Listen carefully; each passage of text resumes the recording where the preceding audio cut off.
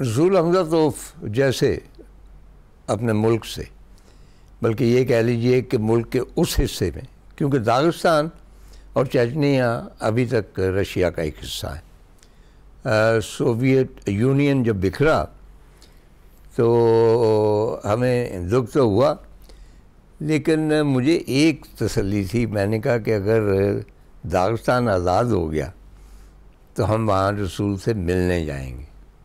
وہ مطلب ویسے بھی جا سکتے تھے، لیکن وہ خواہش پوری نہ ہو سکی، بلکہ حمیر ہاشمی جو فیض صاحب کے داماد تھے، یہ اپنی بیگم کے ہمراہ رسول حمزہ توف کے گاؤں گئے تھے۔ انہوں نے ایک کتاب بھی لکھی تھی، لیکن ظاہر ہے کہ اس طرح انہوں نے اس گاؤں کو اور رسول حمزہ توف کو نہیں دیکھا جس طرح ہم دیکھنا چاہتے تھے۔ تو رسول کی جو کمٹمنٹ ہے نا اپنی سرزمین کے ساتھ، اپنی زبان کے ساتھ، اپنے محاوروں کے ساتھ، وہ کہتے ہیں داغستان میری محبت، میرا عہد، میری منت و سماجت اور میری دعا ہے۔ داغستان تو اور صرف تو ہی وہ موضوع ہے جو میری تمام کتابوں کا خاص تصور اور میری ساری زندگی کا سرمایہ ہے۔ اچھا، یاد رہے کہ ان کی آبائی زبان جو ہے آوار، تب وہ کہتے تھے 70,000، لیکن اب معلوم ہوا کہ 3 لاکھ بولتے ہیں۔ صرف 3 لاکھ لوگ داغستان میں، اور بھی زبانیں ایک دو مائنر، لیکن 3 لاکھ آوار زبان بولتے ہیں۔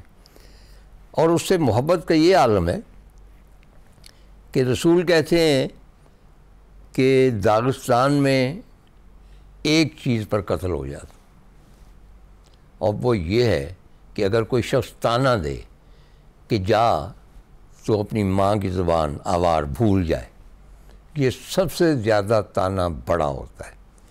آپ دیکھیے کہ ہم اپنی مادری زبانوں سے کیا سلوک کرتے ہیں، سندھی، بلوچی، پشتو، پنجابی سے کیا سلوک کرتے ہیں، کیا وہ ہم محبت کرتے ہیں؟ جب تک اپنی ماں سے محبت نہیں کریں گے تو پورے وطن کے ساتھ بھی نہیں کی جا سکتی۔ تو اس کا ایک چھوٹا سا واقعہ میں سناتا ہوں، ظاہر ہے کہ انہوں نے درج کیا ہوا ہے۔ رسول حمزہ توف ایک انٹرنیشنل کانفرنس کے لیے پیرس گئے۔ وہاں پہ ان کے ہوٹل میں ایک شخص انہیں ملنے آیا اور کہنے لگا کہ جی میں بھی داغستان کا ہوں اور میں بھی آوار ہوں، اور میں آج سے 20-25 سال پہلے پتہ نہیں کن زمانوں میں ادھر آ گیا تھا، اور پھر میں نے یہاں کی ایک مقامی خاتون سے شادی کر لی، اور اس کے بعد یہیں پہ میں سیٹل ہو گیا۔ تو رسول نے کہا کہ تمہارا گاؤں جو ہے، تمہارا کوئی مطلب کہ کوئی رابطہ ہے؟ کہنے لگا نہیں، وہ رابطہ بہت عرصہ ہوا ٹوٹ گیا، مجھے کچھ علم نہیں ہے کہ وہاں کون ہے، لیکن میں آپ کو پتہ بتا دیتا ہوں کہ وہ فلاں گاؤں جو ہے اس سے آگے جو آبشار ہے اس کے نیچے کوئی ایک چھوٹا سا گاؤں ہے، بستی ہے، وہ میرا گاؤں ہے۔ چنانچہ رسول کہتے ہیں کہ ہم سارا دن اکٹھے رہے، باتیں کرتے رہے، کھاتے پیتے رہے۔ جب میں واپس ہوا تو ایک روز اتفاقاً میں گھوڑے پہ بیٹھا جا رہا تھا کہیں، تو میں نے اس آبشار کو دیکھا اور مجھے وہ آوار شخص یاد آ گیا، مصور تھا وہاں پہ، جس نے کہا تھا کہ اس کے نیچے میرا گاؤں۔ تو رسول کہتے ہیں کہ میں اس گاؤں میں گیا۔ میں نے گاؤں میں جا کے، چند ایک لوگ ہوتے بڑے بوڑھے اور سب ایک دوسرے کو جانتے ہیں، یہ وہ والے گاؤں ہیں جہاں سینکڑوں سال سے کوئی اجنبی نہیں آتا، آتے ہیں چلے جاتے ہیں، ان کے جو آبائی لوگ ہیں وہ ایک دوسرے کو جانتے۔ تو میں نے وہاں پہ پوچھا کہ آپ یہ بتائیں کہ یہاں سے کوئی 20-25 سال پہلے ایک نوجوان اس نام کا کیا یہاں سے کہیں گیا تھا؟ تو انہوں نے کہا ہاں یاد پڑتا ہے کہ گیا تھا، پھر اس کا کچھ اتا پتہ نہیں، مطلب کدھر گیا، شاید مر گیا، کیونکہ اس کے بعد وہ آیا نہیں۔ تو رسول نے کہا کہ یہاں کوئی اس کا رشتہ دار ابھی تک زندہ ہے؟ انہوں نے کہا کہ ہاں اس کی ماں ابھی تک زندہ ہے۔ تو انہوں نے کہا کہ آپ اس کی ماں کو بلاؤ اور اس کو کہو کہ میں اس کے بیٹے کو مل کے آیا ہوں۔ کہنے کہ تھوڑی دیر کے بعد میں نے دیکھا کہ ایک داغستانی عورت، اور ہمیشہ وہ سر پہ ایک رومال اوڑھتی ہیں، لمبا چوگا پہنتی ہیں، بہت مشرہ قسم کا لباس پہنتی ہیں، کیونکہ مذہب پہ بڑا پختہ یقین۔ وہ موٹی سی عورت تھی، کہنے کی روتی دھوتی، رسول کہتے آئی اور مجھ سے لپٹ گئی اور روتی رہی کہ تم میرے بیٹے کو دیکھ کے آیا، تم میرے بیٹے کو دیکھ کے آیا، اس کی شکل کیسی ہے، وہ کتنا بڑا ہو گیا، اس کی کیا، تو مجھے تفصیل بتاؤ۔ تو میں نے اسے تفصیل بتائی کہ اس طرح سارا دن ہم نے گزارا۔ یکدم وہ عورت کہتی ہے کہ رسول، یہ جو تم نے پورا دن گزارا اور اس کے ساتھ باتیں کی، تو تم نے آپس میں کس زبان میں باتیں کی؟ تو رسول نے کہا کہ زیادہ تر فرینچ میں۔ تو وہ عورت کہنے لگی آوار میں نہیں، تم دونوں آوار تھے؟ تو میں نے کہا کہ نہیں، وہ آوار زبان بھول چکا ہے۔ وہ عورت ذرا سے پیچھے ہٹی اور اپنا رومال جو تھا اس نے کھولا سر کا اور اس سے اپنا چہرہ ڈھانپ لیا۔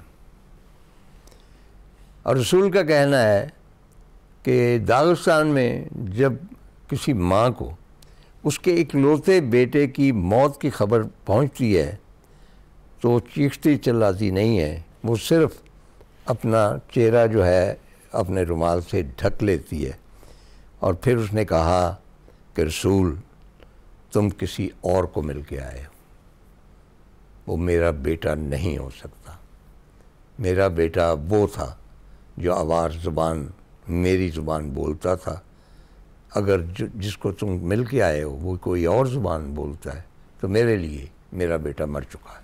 میرا داغستان کا دیباچہ بھی ہے، اور جیسا کہ میں نے عرض کیا کہ اس میں بہت ساری قول ہیں بزرگوں کے، اور ایک میں نے دہرایا بھی تھا کہ اگر تم ماضی کو پستول کا نشانہ بناؤ گے تو مستقبل تمہیں توپ کا نشانہ بنائے گا۔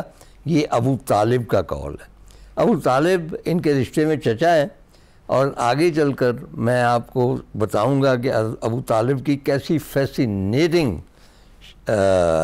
شخصیت ہے کہ بھیک مانگنے سے آغاز کیا اور پھر رشیا کے بڑے شاعروں میں شمار ہوا، اور اس کی میں تفصیل میں بعد میں جاؤں گا۔ لیکن اس میں اور بھی مثلا دیباچے جو ہے لکھا ہوا ہے، دیباچے کی جگہ پر دیباچوں کے بارے میں کچھ عام باتیں، تو اس میں بھی ایک قول ہے۔ وہ کہتے ہیں کہ آنکھ کھلتے ہی بستر سے اس طرح نہ اٹھ کر بھاگو جیسے کسی چیز نے تمہیں ڈنک مار لیا ہے۔ سب سے پہلے اس خواب کے بارے میں سوچو جو تم نے دیکھا ہے۔ کہتے ہیں کہ ایک اچھی کتاب کا آغاز ایسا ہونا چاہیے کہ اس میں ایک طویل اور اکتا دینے والے دیباچے نہ ہوں۔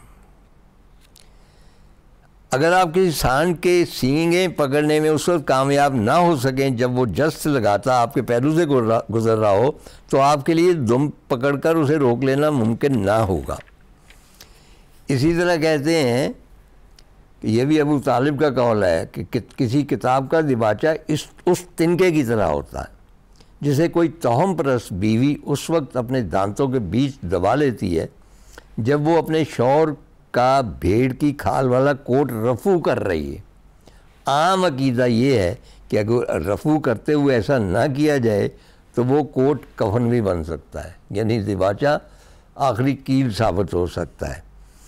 اور اس کے بعد شامیل کا ایک قول ہے کہ ایک دن شامیل کے کئی مرید ایک دوسرے پر اپنی تلواروں کی دھار کی روپ ڈال رہے تھے۔ وہ اس فولاد کی مضبوطی کی دھاک بٹا رہے تھے جس سے تلواریں بنی تھیں، اور قرآن کی ان مقدس آیات کا ذکر کر رہے تھے جو ان تلواروں پر نقش تھیں۔ ان مریدوں میں بزرگ شامیل کے خلیفہ حاجی مراد بھی شامل تھے۔ ٹالسٹائی کا ایک بہت مشہور ناولٹ ہے حاجی مراد، وہ شامیل کے مریدوں میں شامل تھے۔ تو حاجی مراد نے کہا، گھنے چنار کی ٹھنڈی چھاؤں میں بیٹھ کر تم لوگ کیا بحث کر رہے ہو؟ کل صبح جو لڑائی ہوگی اس میں تمہاری تلواروں کے جوہر آپ ہی سامنے آ جائیں گے۔ وہی حال کتاب کا ہے۔ تو خواتین و حضرات، اس میں اتنے زیادہ کردار ہیں داغستان کو سمیٹا نہیں جا سکتا. ابھی گفتگو ہونی ہے خبیب کی، ابھی شامیل کی ہونی ہے، ابھی ابو طالب کی ہونی ہے، اور اس کے لیے آپ کو کچھ انتظار کرنا پڑے گا.